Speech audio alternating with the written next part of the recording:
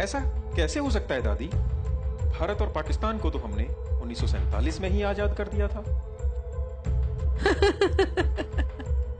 बेटा, इसी भ्रम में रखकर ही हमने भारत के लोगों को आज तक गुलाम बना रखा है। उनको ये आजादी देने का नाटक करना उस समय हमारी मजबूरी बन गई थी, जब सुभाष चंद्र बोस ने आजाद हिंद सरकार बना ली थी।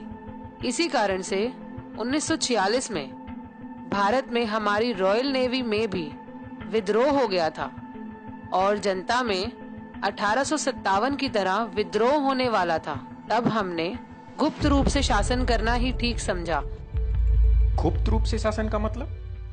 भारत को हमने 99 साल की लीज पर वहाँ के अपने ही चमचों को सत्ता संभालने के लिए दिया था, ताकि भारत के लोगों को लगे कि देश आजाद हो गया। लेकिन सही मायने में आधिकारिक रूप से आज भी भारत पर हमारा ही कब्जा है और हमारे ही बनाए हुए कानून चल रहे हैं, जिससे आज भी हम भारत को खुलेआम लूटकर गरीब और लाचार बना रहे हैं। दादी, ये सुनकर खुशी तो बहुत हो रही है, पर यकीन नहीं हो पा रहा।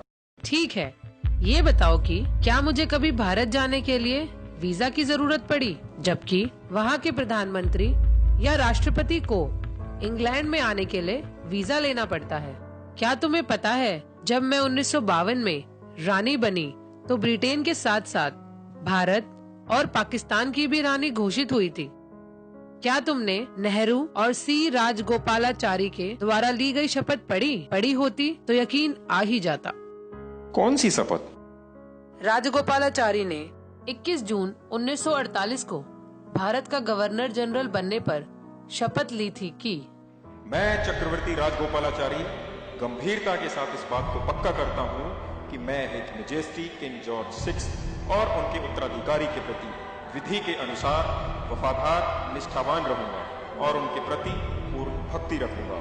और मैं चक्रवर्ती राजगोपालाचारी इस बात को गंभीरता के साथ पक्का करता हूँ कि मैं गवर्नर जनरल के पद पर हिज मैजेस्टी किंग जॉर्ज 6 एवं उनके उत्तराधिकारियों के ठीक प्रकार से सत्यता के साथ सेवा करूंगा। देखा, अगर भारत 15 अगस्त 1947 को आजाद हो गया था तो सी राजगोपालाचारी ने 21 जून 1948 को मेरे पिताजी के नाम की शपथ आखिर क्यों ली? चलो दादी, मान लिया कि 15 अगस्त 1947 को दी गई आजादी झूठी थी, लेकिन 26 जनवरी 1950 में तो भारत के लोगों ने ना खुद का संविधान बनाकर अपने देश को गणतंत्र घोषित कर लिया था। उसके बाद तो उनको आजाद मानना ही पड़ेगा। बेटा, तुम बहुत भोले हो। गणतंत्र शब्द का मतलब भी नहीं समझते। गणतंत्र का मतलब मालिक बनना नहीं होता। वहाँ का संविधान हमारा बनाया हुआ एक कानून ही तो है, जिसका पालन वहाँ के हर एक आदमी को करना ही पड़ेगा। इसको समझने के लिए ये देखो, इंडियन इंडिपेंडेंस एक्ट 1947, इसमें सेक्शन 6 क्लॉज 3 को पढ़ो। इसमें साफ साफ लिखा है कि भारत में कोई भी कानून बनाने का, रोकने का और हटाने का अंतिम निर्णय वहाँ का गवर्नर जनरल ब्रिटेन के राजा की अनुमति से ही कर सकता है। वहाँ का संविधान भी एक कानून ही तो है, जिसको हमारी अनुमति से गवर्नर जनरल सी राजगोपालाचारी ने 26 जनवरी 1950 को मान्यता दी थी। इस समझौते के तहत हम जब चाहे 99 साल की लीज और संविधान को रद्द करके भारत में दोबारा से सीधे सीधे शासन कर सकते हैं। इसी बात को भारत सरकार ने भी एक सरकारी दस्तावेज में स्वीकार किया है। कौन सा दस्तावेज? 1953 में रामनारायण द्वारा पूछे गए एक सवाल के जवाब में भारत सरकार ने आधिकारिक रूप से लिखकर भेजा कि ब्रिटिश नेशनैलिटी एक्ट के अंतर्गत भारत का हर व्यक्ति ब्रिटिश कानूनों के अधीन है और यह स्थिति भारत के गणतंत्र होने के बाद भी नहीं बदली है। यानी भारत के लोगों को हम आज भी अपने कानूनों के तहत सजा सुना सकते हैं, चाहे वे भारत का प्रधानमंत्री ही क्यों ना हो। तो क्या दादी, वहाँ का प्रधानमंत्री लोगों का नहीं बल्कि आपका सेवक है? क्यों तुम्हें नहीं लगता? दिल्ली के बुराड़ी इलाके में जिस जगह मेरे दादा जॉर्ज पंचम का राज तिलक हुआ था, उसी जगह मेरे कहने पर मनमोहन सिंह की सरकार ने कोरोनेशन पार्क बनवाना शुरू किया, जिसमें हमारे दादा परदादा की मूर्तियां और हमारा एक विजय स्तंभ लगा है। और अब मोदी सरकार ने उससे भी ज्यादा हजारों करोड़ों रुपया खर्च कर उस पार्क का निर्माण जल्द से जल्द पूरा करवा दिया। इस तरह भारत के राष्ट्रपति भवन के सामने लगे खंबे पर मेरे सितारे का निशान देख सकते हो, जो कि मेरे मुकुट और छड़ी पर भी है, जिसे मेरी इजाजत बिना भारत में कोई भी हटा नहीं सकता। और अगर भारत के किसी प्रधानमंत्री या राष्ट्रपति ने अपनी माँ का दूध पिया हो तो मेरे उस सितारे के निशान और कोरोनेशन पार्क को हटा कर दिखाए।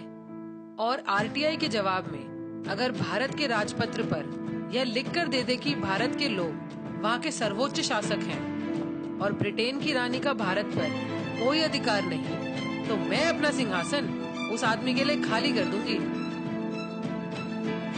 दादी, वहाँ के लोग इस पार्क और इस नकली आजादी का कोई विरोध नहीं करते? विरोध तो दूर की बात, भारत के गुलाम लोग तो रोजाना जनगण मन गाकर हमारा ही गुणगान करते हैं।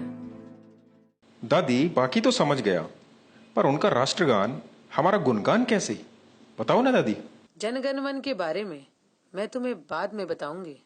जी दादी, long live British, long live queen. नमस्कार साथियों, मेरा नाम अंकित है और मैं मुरादाबाद के एक छोटे से गांव से हूं। मैं एक साधारण किसान परिवार से हूं। ये वीडियो अभी आप लोगों ने देखा, हो सकता है कि इस वीडियो की सारी बातें आप लोगों को सच ना लगें, लेकिन साथियों वास्तविकता यही है कि इस वीडियो की एक एक बात सच है। और जिन लाखों लोगों ने इस देश को आजाद कराने के लिए अपनी कुर्बानियां दी, उनका सपना आज भी अधूरा का अधूरा है। आज भी ब्रिटेन की रानी का शासन भारत पर होना उन सारे शहीदों का अपमान है। मैं नहीं जानता कि इस देश से ब्रिटेन के शासन का अंत कैसे होगा, लेकिन इसके लिए मैं हर संभव योगदान करने के लिए तैयार हूँ। और मुझे लगता है कि शायद इसी को देशभक्ति कहते हैं। सिर्फ भारत माता की जय बोलने से कोई देशभक्त नहीं हो जाता। जो देश के सम्मान के लिए थोड़ा सा भी योगदान ना कर पाए, वो देशभक्त कहलाने के लायक नहीं होता। साथियों, ये वीडियो तो मात्र एक शुरुआत है। आने वाले वीडियो में हम इससे भी गहरे राजों से पर्दा उठाएंगे। मैं ये जानता हूँ कि देश का मीडिया इन चीजों को आप लोगों तक नहीं पहुंचाएगा, इसलिए केवल अब देश प्रेमियों से ही उम्मीद बची है। अगर आप भी देशभक्त हैं तो नीचे दिए गए नंबर पे एक मिस्ड कॉल दें, जिससे आने वाले समय की वीडियो की जानकारी हम आपको पहुंचा सकें, जिससे ज्यादा से ज्यादा लोगों तक ये सच पहुंच सके। मुझे विश्वास है कि जिस दिन भारत के सारे देशभक्त लोग इकट्ठा हो जाएंगे, उस दिन न सिर्फ भारत से ब्रिटिश शासन का अंत होगा, बल्कि इंग्लैंड की रानी भारत के लोगों के पैरों में गिरकर उनसे माफी मांगेगी। साथियों, जिस दिन भारत आजाद हो जाएगा, उस दिन भारत से गरीबी, बेरोजगारी, भूखमरी, आतंकवाद जैसी समस्याएं खत्म हो जाएंगी और भारत एक बार फिर से विश्व गुरु और समृद्ध भारत बन के खड़ा होगा। इसलिए आपसे उम्मीद है कि आप हमारा